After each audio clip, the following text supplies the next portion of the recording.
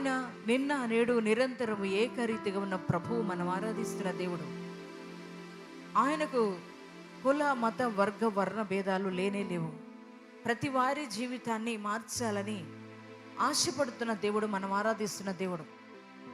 ఆయన అన్నారు, మనము మన జీవితంలో గొప్ప కార్యం జరగాలి అంటే మనకేం కావాలనంటే దేవుని పైన నమ్మకం కావాలి. హల్లెలూయా. క్రైస్తవ జీవితానికి మూలం ఏమయ్యానంటే విశ్వాసం, నమ్మకం, విశ్వాసం కావాలి. విశ్వాసం లేకుండా దేవుడు నీ జీవితంలో ఏ కార్యము చేయలేడు. నువ్వు ఆయనను విశ్వసించినప్పుడు దేవుని వాక్యం సెలవిస్తుంది, విశ్వసించిన వారినంట దేవుడు ఎప్పుడు కూడా సిగ్గుపరచడు, అవమానపరచడు. ఆయన యందు నమ్మకం ఉంచిన వారిని ఎవరిని కూడా ఆయన సిగ్గుపరిచే దేవుడు కాదు. మనుషులను నమ్మి మీరు మోసపోయిన వారు ఉండొచ్చు, బంధువులను నమ్మి మోసపోయిన వారు ఉండి ఉండొచ్చు, రక్త సంబంధికులను నమ్మి మీరు మోసపోయిన వారు ఉండి ఉండొచ్చు ఇక్కడ కదా.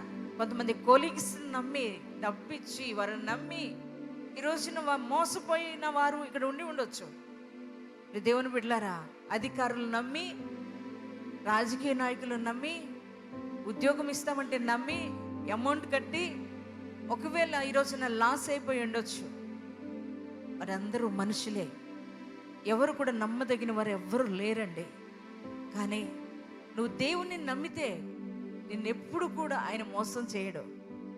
ఆయన నమ్మిన వారి ఆయన ఎవరైతే నమ్ముతామో వారి జీవితాల్లో గొప్ప కార్యాలైనా చేయగలిగిన గొప్ప దేవుడు మనం ఆరాధిస్తున్న యేసు మాత్రమే. హల్లెలూయా, హల్లెలూయా.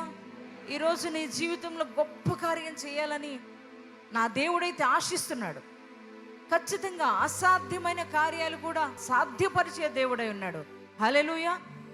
ఈరోజు వైద్యుల చుట్టూ తిరిగి తిరిగి వేసారిపోయిన స్థితిలో మీరు ఉండి ఉండవచ్చు. వైద్యులు ఒకవేళ మిమ్మల్ని విడిచిపెట్టి ఉండొచ్చు, ఈ రోగం ఇక తగ్గదని ఉండొచ్చు.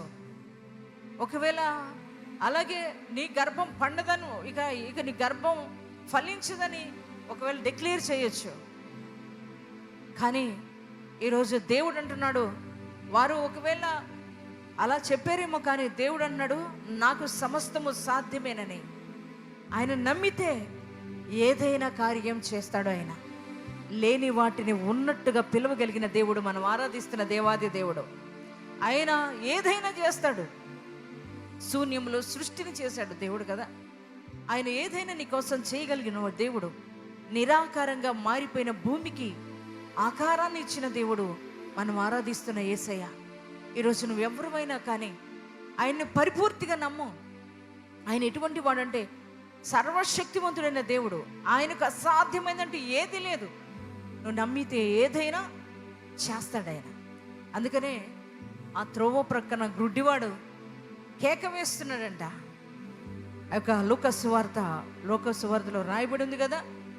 ఆ గుడ్డివాడు త్రోవ ప్రక్కన ఉన్న గుడ్డివాడు, ఎరుకో పట్టణం త్రోవ ప్రక్కన కూర్చున్న ఆ యొక్క గుడ్డివాడు ఆ మార్గం గుండా యేసు వెళుతున్నప్పుడు కేకలు వేస్తున్నాడు, దావీదు కుమారుడా నన్ను కరుణించు, నన్ను కరుణించు అని కేకలు వేస్తున్నప్పుడు, ఆయనంటే బిగ్గరగా కేకలు వేస్తున్నప్పుడు యేసుక్రీస్తు ప్రభువారు నిలిచిపోయినట్లుగా దేవుని యొక్క లేఖనాలు సెలవిస్తారు. యేసయ్య సృష్టికర్త అయిన దేవుడు, లేని వాటిని కూడా సృష్టించగలిగిన గొప్ప దేవుడు, మనం ఆరాధిస్తున్న దేవుడు. అందుకే ఆ గుడ్డివాడు, ఆయన కళ్ళైతే లేవు కానీ ఆత్మీయ నేత్రాలు కలిగిన వాడు ఆ గుడ్డివాడు. యేసు ఎంత శక్తిమంతుడో తెలుసుకున్నాడు. ఆయన అందుకే కేక వేస్తున్నాడు. యేసయ్యలో గొప్పతనం ఏంటో తెలుసా? నువ్వు నమ్మకంతో వేసే కేక ఆయన వింటాడు. హల్లెలూయా. నీ ప్రార్థన ఆలకిస్తాడు. నీకు ఏది కావాలో అది ఇస్తాడు. ఖచ్చితంగా ఆ గుడ్డివాడు జీవితంలో అద్భుతం చేసిన నా దేవుడు ఈరోజు నీ జీవితంలో కూడా గొప్ప కార్యం చేస్తాడు.